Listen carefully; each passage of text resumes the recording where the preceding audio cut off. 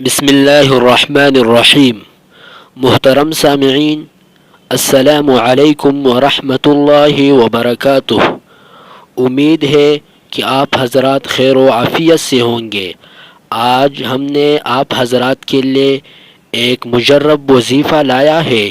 لا الہ الا انت سبحانک انی کنت من الظالمین کا وظیفہ ہے۔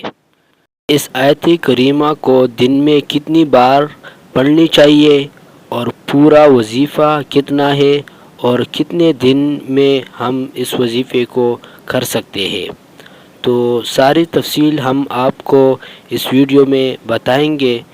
تو اس سے پہلے ہم آپ حضرات سے ایک عرض کرتے ہیں کہ آپ حضرات ہمارے چینل کو اپنے ساتھ سبسکرائب کریں اور بیل آئیکن والے بٹن کو دبائیں تاکہ ہر نئی آنے والی ویڈیو آپ حضرات کو جلد از جلد مل سکے۔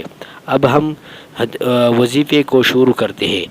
حدیث شریف میں ہے کہ حضرت یونس علیہ السلام نے مچھلی کے پیٹ میں جو دعا مانگی وہ یہی آیت کریمہ ہے، لا الہ الا انت سبحانک انی کنت من الظالمین۔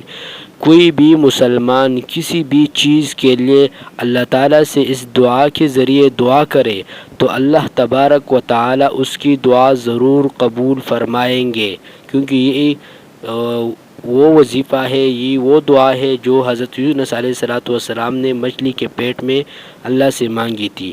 تاہم آیت کریمہ کے وظیفے کے لیے کسی روایت میں کوئی خاص تعداد مقرر نہیں کی گئی ہے۔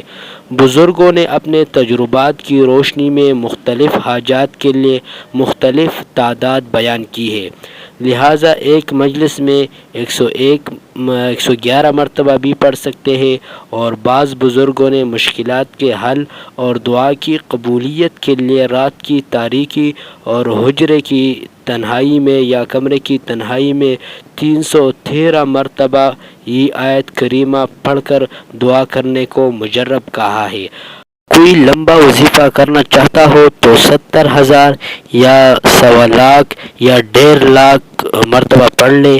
اس صورت میں ضروری نہیں کہ ایک شخص ایک ہی مجلس میں اس کو پڑھے، نہیں، مختلف لوگ مختلف مجالس میں بھی پڑھ سکتے ہیں۔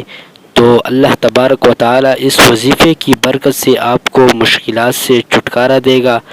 آپ کے گھر کے اندر جو پریشانیاں ہیں، جو مصیبتیں ہیں، جو بلائیاں ہیں، سب اللہ تبارک و تعالی اس وظیفے کی برکت سے دور فرمائے گا، لیکن شرط یہ کہ آپ نے اللہ پر یقین رکھنا ہے اور 5 وقت کی نماز باجماعت پڑھنا ہے، اور اس کے ساتھ ساتھ اس وظیفے کو بھی کرتے رہو۔ انشاءاللہ تعالی آپ کی سب مشکلات اور مصائب، بیماریاں، پریشانیاں سب اللہ تبارک و تعالی دور فرمائے گا۔